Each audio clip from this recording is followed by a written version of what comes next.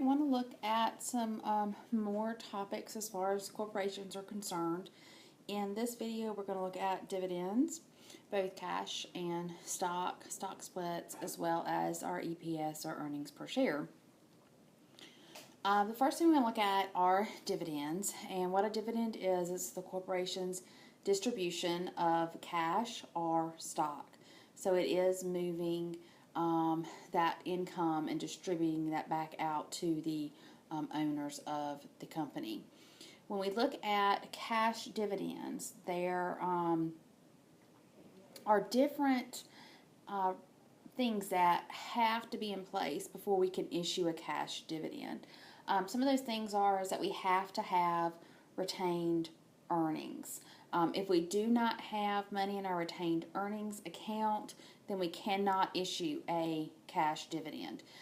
It's like in the sole proprietorship where we had to have money in capital account before we could have a drawing.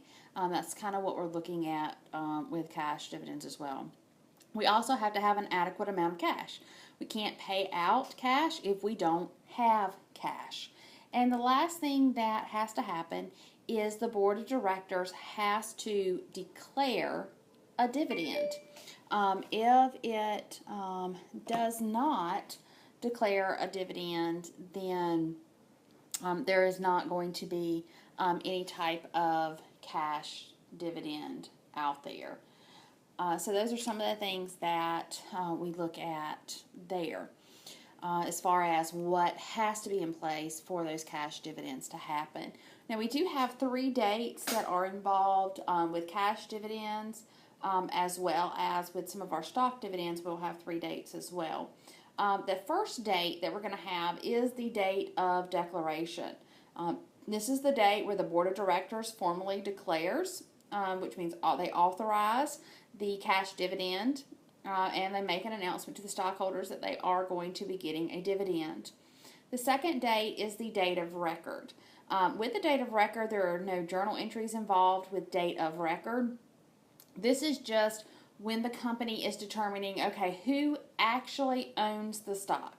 And so what they say is whoever owns the stock on this certain day will be the one that is going to be paid that dividend. And then that third day is the date of payment. This is where we actually issue the check, and we're actually making the payment on these dividends. So those are the 3 dates that you're going to have to know as far as doing different journal entries and things. The other thing we need to look at are we do have 2 different types of stock. We have common stock and we have preferred stock. We looked at a little bit at this in that last chapter. With common stock, this is really where we are looking at the ownership of the company. So when we look at common stock, these are those individuals that own stock in the company, and so they actually do have an ownership percentage in the company. They have a right to vote in elections and do things that owners have the right to do. They also have the right to receive, if the company were to go out of business, then they have the right, as far as liquidation is concerned, to receive some of their money and things back. Then we have our preferred stockholders. Now, preferred stockholders do not own the company. So they do not have ownership in the company. It is more or less kind of like a loan, but it's an equity loan versus a debt loan is really what we're looking at. And so the dividends that we pay our preferred stockholders are actually based on interest rates, is how we would figure out what they are supposed to get back.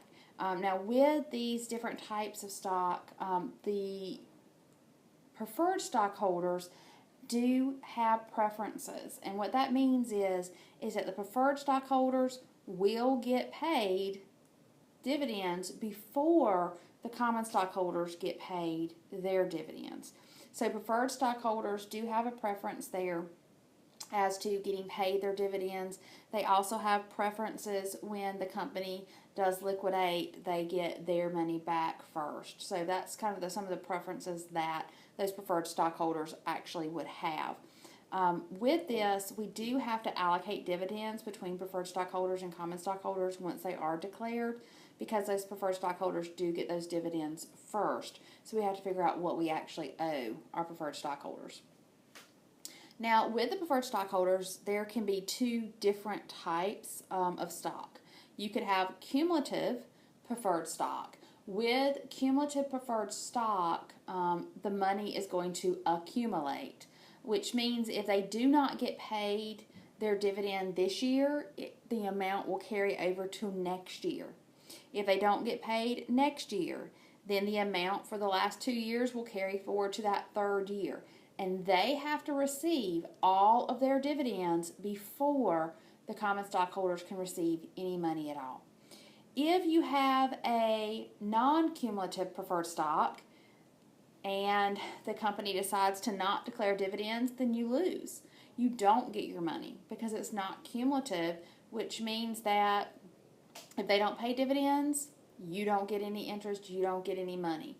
That I would not choose to be a non-cumulative preferred stockholder because pretty much you're not making that interest on the money that you've invested in that non-cumulative if the company decides to not pay dividends for a year. The other types of dividends that we have stock dividends. This is where we actually issue stock. So we're not issuing cash, we're issuing stock. We also will have those 3 dates that we discussed before for stock dividends. With stock dividends, it will decrease your retained earnings, just like a cash dividend does. So you do have to have retained earnings to issue a stock dividend. But it does increase that paid-in capital account. Remember, paid-in capital is your common stock, and your paid-in capital in excess of par. It will increase those accounts as well.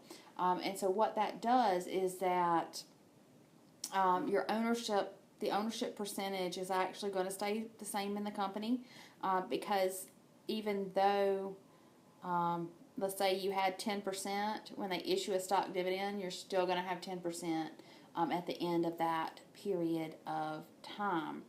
And then the total that is in the equity accounts will actually remain the same because this is totally just an equity transaction. It does not affect any other assets or liabilities. It only affects the equity side of the balance sheet.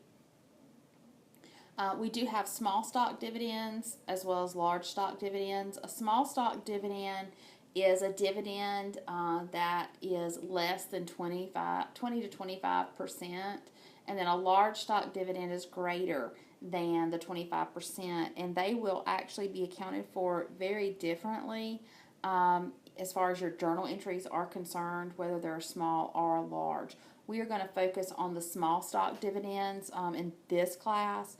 If you go into more advanced accounting, then you would look at those larger stock dividends.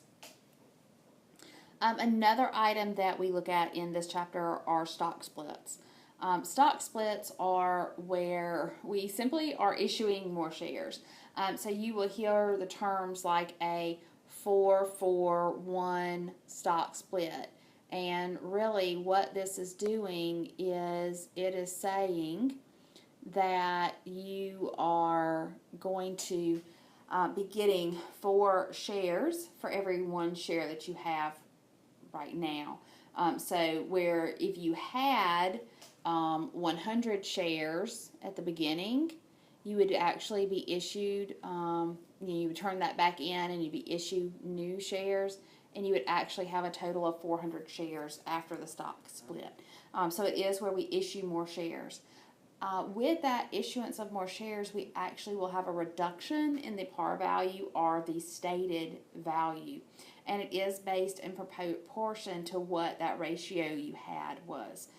So in the case of the 4-1 split, if your par value was $10, then what you would do is you would take and you would have to divide it by whatever that split amount was. In this case, it was a 4-1 split, so it would be divided by 4. And your new par value would actually be at $2.50.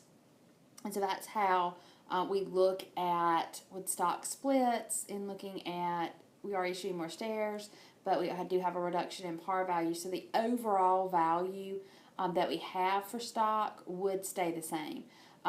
You also will see a reduction in the market value because there's more shares out there. So with anything with supply and demand, if you have more of a supply, then it is going to lower that price down. So you would see a reduction in the value of the market value as well. I also want to look at things like closing entries here. In Accounting 101, when we closed accounts, we closed our income summary account to the capital account. And we also closed our drawings to the capital account. For Accounting 102, we no longer have this capital account. We have the new account called retained earnings. And what you will see is that we will close that net income, that income summary will close to this new account that we have called retained earnings. And then we have a different account for our distributions. In a sole proprietorship, our distributions were called drawings. And so we would actually make that journal entry to close the drawings to the capital. In this case, our distributions are now called dividends. Luckily, it still ends with a D, so we can still use our read for our closing entries, and that we will close our revenue account, our expense accounts, we will close our income summary account, and then we would close our dividend account. The income summary and the dividend would now close to that new account that's called retained earnings. The other thing that's going to change from Accounting 101 to Accounting 102 is in Accounting 101, since we were a sole proprietor, we had the statement of owner's equity. In Accounting 102, since we are looking at corporations, we are actually going to be looking at a retained earnings statement. And it is very similar to that statement of owner's equity in that we would have to add in net income, we would subtract out those dividends like we would the drawings in for the statement of owner's equity. So those are the brief things that might change just a little bit between the two classes. The last thing I want to look at is this earnings per share, or the EPS. This is a way that we can actually perform an analysis of how our company is doing versus other companies, how our company is doing based on what our company has done in the past. We can look at these earnings per share. The way that we find earnings per share is we will take our net income, and then we would subtract out any of those preferred stock dividends. We would then divide that by the average common of shares outstanding for that particular year. And the way you get the average common shares outstanding is what were your shares at the beginning of the year, what are your shares at the end of the year that are outstanding, divide those by 2, that gives you your average common shares outstanding. But that is how you're going to find that earnings per share number, and it really just lets us know what, as a company, how we're doing, what have our earnings been on a per share basis, and this lets investors know what they can kind of expect as far as our company is concerned. It doesn't really tell them what they're getting in dividends and things like that, but a higher EPS is actually really, really good for your company, and more people are going to want to invest in the company if you have a higher EPS. But that's just an overview of dividends and retained earnings and earnings per share. We're going to be looking at and get into more of the entries side of things in a later video.